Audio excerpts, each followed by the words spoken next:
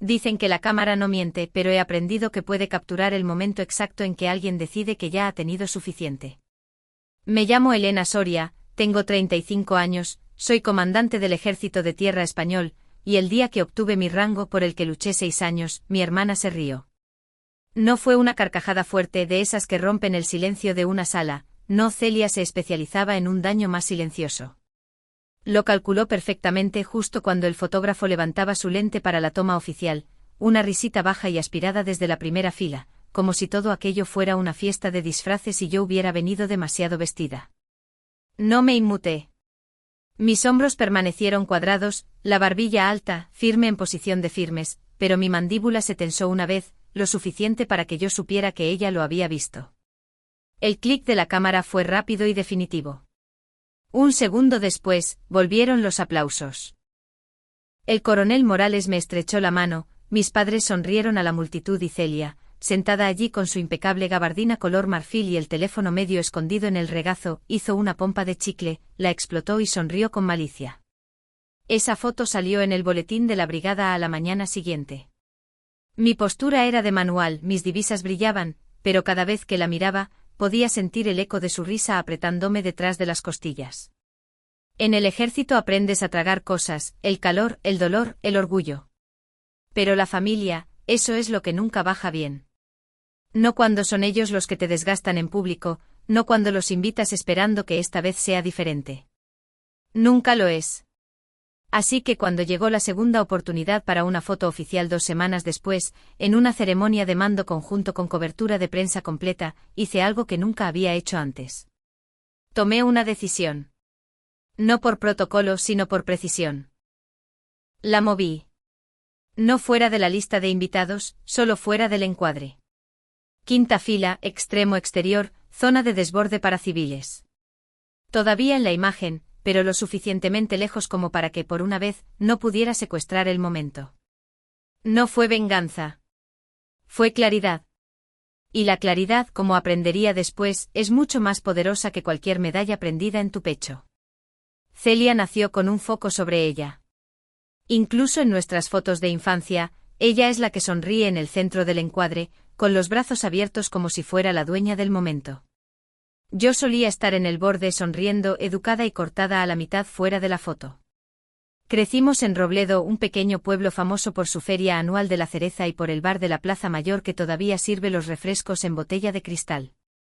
Nuestra casa estaba en una colina con fachada de piedra y una terraza que crujía con un ritmo perfecto cuando caminaba sobre ella. Celia convirtió esa terraza en su escenario.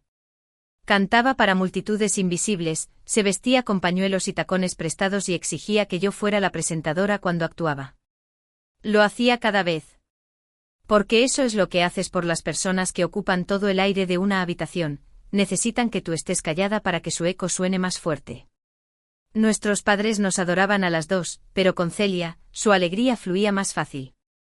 Ella era encantadora de esa manera que vende hoyuelos y travesuras, el tipo de niña que dice lo siento antes incluso de que te des cuenta de que ha roto algo. En el instituto, la votaron como la más probable para salir en televisión. Yo fui la más fiable. Que es solo la forma que tiene el anuario de decir que ella deslumbraba y tú no. No le guardaba rencor entonces. No exactamente. Me decía a mí misma que éramos especies diferentes.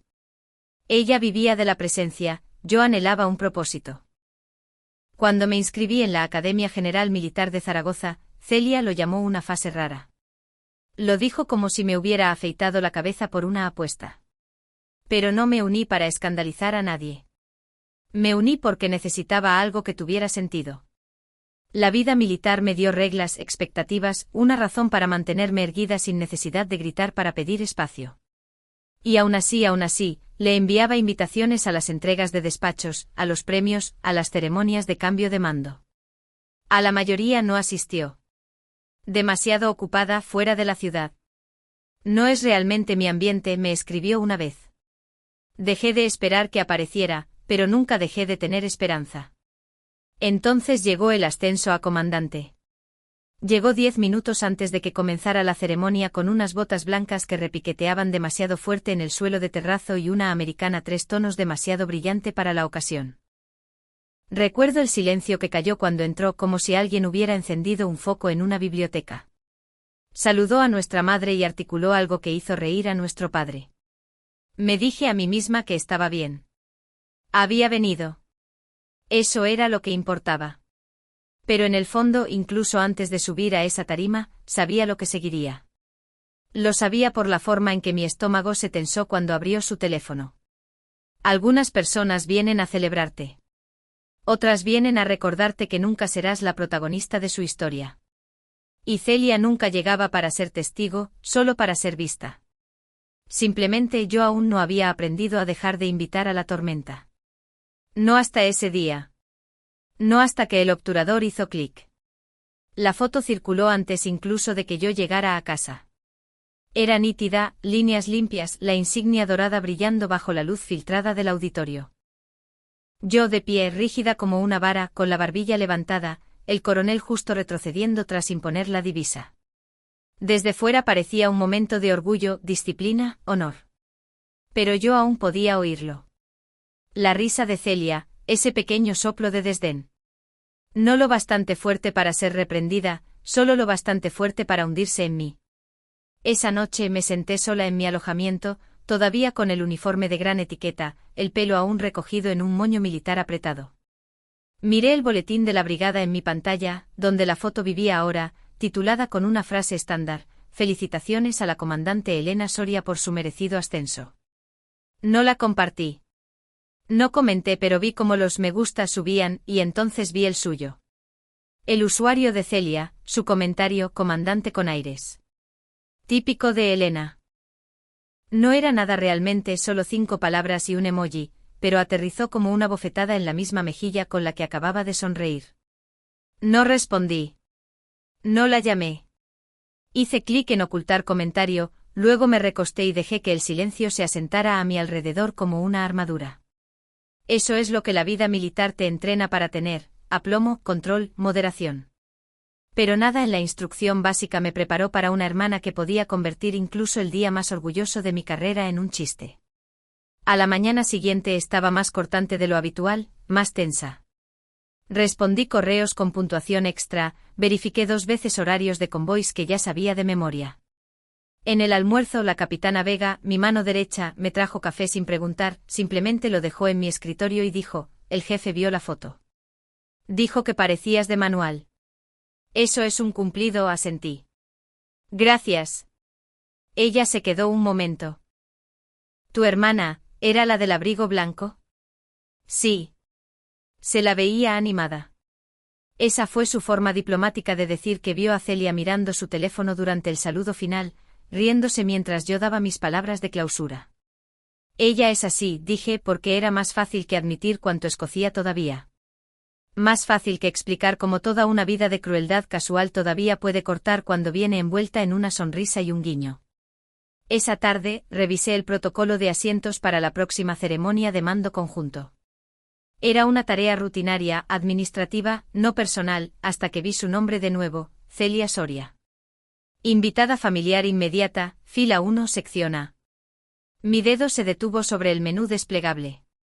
Y por primera vez en mi vida adulta, no pasé de largo. No hice clic en «dejar como está». Hice el cambio. Desborde civil, fila 5, extremo derecho, ajustado por equilibrio. Me dije a mí misma que era protocolo. Y tal vez lo era. Pero en algún lugar dentro sabía la verdad. Había terminado de dejarla sentarse en primera fila en momentos que nunca venía a honrar. El día de la ceremonia llegó con el tipo de eficiencia estéril que solo el ejército puede producir. Sillas plegables alineadas al milímetro. Banderas planchadas, micrófonos probados y vueltos a probar. Cada detalle zumbando en su lugar. Llegué temprano, portapapeles en mano, uniforme impecable, botas brillando como espejos. Se podía oler el almidón en el aire. Era el tipo de mañana que no dejaba espacio para la improvisación. Y sin embargo me preparé para ello en el momento en que vi su nombre en la impresión final. Celia Soria, confirmada. Venía de nuevo. Y esta vez no se le permitiría anclarse cerca del frente como algún VIP rebelde. Ya había visto suficiente de ella posando para selfies de perfil durante el himno nacional. El equipo de logística ya estaba colocando las tarjetas con los nombres cuando entré en la carpa de operaciones. ¿Algún ajuste de última hora, mi comandante?, preguntó uno de los suboficiales, hojeando un portapapeles grueso con cuadrículas plastificadas. No dudé. Mueva a todos los invitados civiles sin vínculos de mando a la fila de desborde, incluya a mi hermana. Hubo una pausa del tipo que siempre llega cuando la gente se da cuenta de que se les pide mover a alguien poderoso o personal. Ella no está en la cadena de mando, dije con tono plano. Ese es el criterio. A la orden, mi comandante. Y eso fue todo. Pero yo sabía que no debía esperar que ella se fuera tranquilamente. Llegó 20 minutos tarde, naturalmente. Tacones de vértigo, abrigo azul marino, cinturón apretado, gafas de sol enormes como si acabara de salir de una pasarela a mediodía.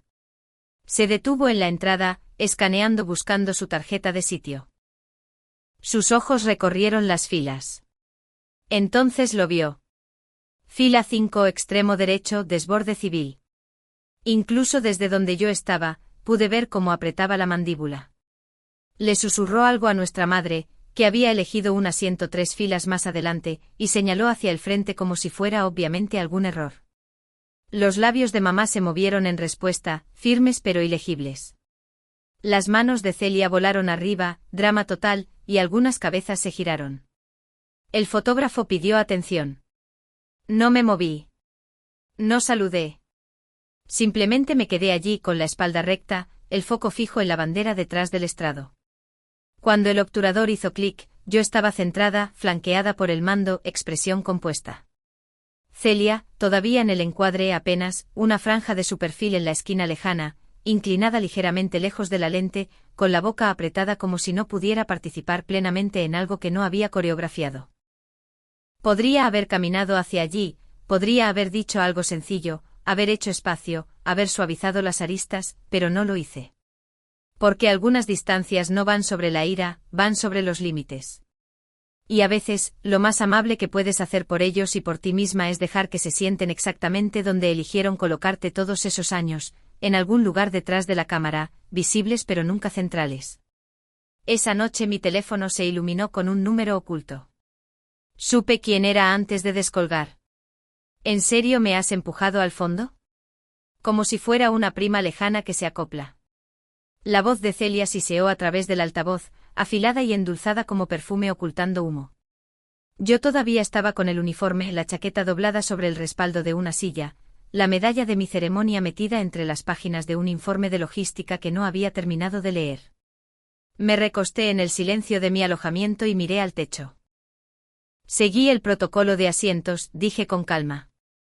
No eres mando. O ahórrate la mierda burocrática, espetó.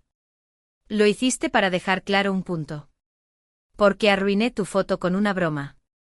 Porque me reí. Hizo una pausa. Cuando no respondí, continuó, siempre has sido así. Tan precisa, tan obsesionada con hacer todo perfectamente. ¿Crees que estar tranquila te hace mejor que los demás? Dios, Elena, eres como un ejercicio de postura con patas. Me mantuve en silencio, no porque no tuviera palabras, sino porque había aprendido que el silencio la incomodaba. Llenaba el espacio en el que ella estaba acostumbrada a actuar. Y ahora mismo, no le iba a dar un escenario. ¿Te crees mejor que yo ahora?, dijo con voz más baja. Porque la gente te llama a mi comandante y llevas medallas y llevas ese portapapeles como si significara algo. Aún así, no dije nada. Ella exhaló rápido y superficialmente. Di algo. Pero no lo hice porque hay cosas que ya no explicas. No cuando han sido objeto de burla durante décadas. No cuando cada ceremonia, cada ascenso, cada hito silencioso tiene que ser filtrado a través de la inseguridad de otra persona. Celia colgó sin despedirse.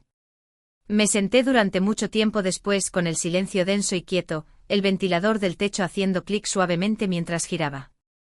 Y en algún lugar bajo el agotamiento, me di cuenta de que no sentía culpa. No esta vez, solo resolución. No todo necesita una confrontación. Algunos límites no se establecen a gritos. Se dibujan en silencio permanentemente como tinta empapando un mapa viejo, marcando dónde termina un país y comienza otro. Y dónde por fin dejas de cruzar de vuelta. Apareció 4 días después. Sin remite, solo mi nombre escrito pulcramente en un sobre sencillo deslizado bajo mi puerta con el correo de la tarde. No lo abrí. No de inmediato. Lo dejé en mi cómoda junto al pasador de medallas que aún no había montado y la taza de café que alguien de logística me regaló con las palabras, la que coordina, conquista. El sobre se quedó allí 3 noches sin tocar.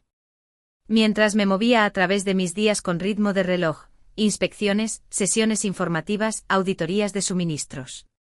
Cada vez que pasaba junto a él, sentía como su peso cambiaba, aunque apenas pesaba unos gramos. No era curiosidad lo que me detenía. Era la posibilidad de que dentro hubiera un desprecio más disfrazado de sentimiento. Pero en la 4ª noche, después de regresar de una sesión informativa de entrenamiento tardía, despegué la solapa con el borde de mi uña. Una hoja escrita a mano, las curvas de las letras inconfundiblemente suyas. No se disculpaba, no directamente. No mencionaba los asientos ni la foto ni la llamada telefónica. Lo que escribió en su lugar fue esto: siempre parecía saber a dónde ibas, incluso cuando éramos niñas. Eso me asustaba. Todavía lo hace. Me senté lentamente. Es más fácil bromear que admitir que nunca he tenido eso, una brújula, un plan. Tú siempre has tenido columna vertebral. Y yo no sabía cómo estar al lado de eso sin sentirme más pequeña. Así que te hice más pequeña a ti en su lugar. No sé qué hacer con eso, pero lo veo ahora. Y supongo que quería que supieras que estaba mirando. Tal vez siempre lo estuve. Eso fue todo. Sin firma, solo las palabras. Doblé la carta y la deslicé en la parte posterior de mi diario de campo detrás de una pestaña marcada como personal, junto a una cita garabateada que copié de un comandante hace años: la fuerza es silenciosa. El daño también. No sentí cierre ni alivio, solo un cambio. Como si algo afilado dentro se hubiera girado, no desaparecido, pero sí desafilado. No deshacía los años. No cambiaba la foto. Pero hizo una cosa dolorosa e irrevocablemente clara: Celia no me había odiado. Me había envidiado. Y de alguna manera eso se sentía más pesado. Porque saber que alguien no te odia no significa que sepan cómo quererte tampoco.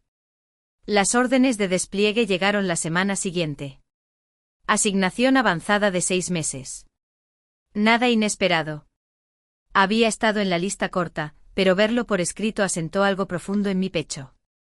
Era protocolo actualizar nuestros contactos de emergencia antes de la partida. El formulario era simple: 3 líneas de firma e iniciales. Lo había rellenado 8 veces en mi carrera. Cada vez había escrito el mismo nombre: Celia Soria. No porque fuera la más fiable, no porque contestara cada llamada, sino porque era mi hermana. Y durante mucho tiempo esa palabra anulaba la lógica. Esta vez mi bolígrafo se detuvo. Luego se movió. Pariente más próximo: Capitana Noelia Vega, mi mano derecha. La que conocía mis rutinas, mis simulacros de emergencia, mis silencios obstinados, la que aparecería. Hice una pausa después de firmar. No por duda, solo por quietud. Como si finalmente estuviera parada en un espacio que solía solo rodear. No eliminé a Celia de mi vida. No bloqueé su número. No anuncié nada. Simplemente la saqué del espacio en el que ya no encajaba. Esa noche caminé por el perímetro sola. Las luces de la base parpadeaban débiles detrás de mí. Y en el silencio pensé en algo que el coronel Morales me dijo una vez después de una misión fallida: el mando no es solo saber qué proteger. Es saber a quién no proteger más. Yo había protegido la idea de una hermandad que nunca existió realmente. La había escudado tras el silencio y la paciencia y una bandeja de entrada llena de respuestas no enviadas. Pero ahora no estaba enfadada. No realmente. Solo había terminado. No con ella, sino con hacerme pequeña para mantener viva la ilusión. Doblé el formulario, lo archivé y salí de la oficina sin mirar atrás. No fue frío. Fue limpio. La mañana que me desplegué no hubo despedida, ni abrazo de nuestra madre ni mensaje de voz de Celia, solo el zumbido de los motores calentando en la pista y el crujido seco de los petates de lona siendo cargados en la bodega. Y ese silencio no dolía. Se sentía ganado. Nadie se aferraba a mí. Nadie esperaba una reconciliación de último minuto o un adiós dramático. Solo el peso limpio de la responsabilidad y la firmeza de un ritmo que había construido por mi cuenta. Nuestra estación avanzada estaba a kilómetros de la zona de operaciones, todo huesos de acero y bordes cubiertos de polvo. El tipo de lugar donde cada sonido tenía un propósito y nadie se reía sin razón. Dirigía la logística para una unidad mixta, jóvenes agudos, ansiosos por aprender. No les importaba la historia familiar. No preguntaban por qué prefería caminar por el perímetro sola al atardecer. En ese espacio finalmente podía escuchar mis propios pensamientos sin el eco de su voz superpuesto. 2 semanas después, un mensajero dejó un pequeño sobre en mi escritorio. Sin nombre, sin matasellos de la base. Pero conocía la letra. Dentro solo una nota, un solo párrafo. No te inmutaste incluso cuando presioné. Incluso cuando lo hice difícil a propósito. Solía pensar que tu silencio significaba distancia. Ahora veo que significaba fuerza. No espero nada. Solo quería decir gracias por mantener la línea incluso cuando no me lo merecía. Sin nombre, pero la C al final decía suficiente. La leí una vez, luego otra y luego la doblé cuidadosamente y la coloqué entre las páginas de mi diario de campo, no para mantenerla cerca, sino para recordarme a mí misma que algunas cosas pueden ser reconocidas sin ser invitadas a entrar de nuevo. Esa noche me quedé afuera mientras el sol se levantaba sobre las colinas, lento y dorado. Sin ceremonia, sin cámara, sin Celia. Solo luz y claridad. Y esta vez el encuadre era solo mío. Nadie metiendo la mano, nadie riéndose detrás de la lente. Solo yo de pie, inmóvil y sin encogerme. Ya no.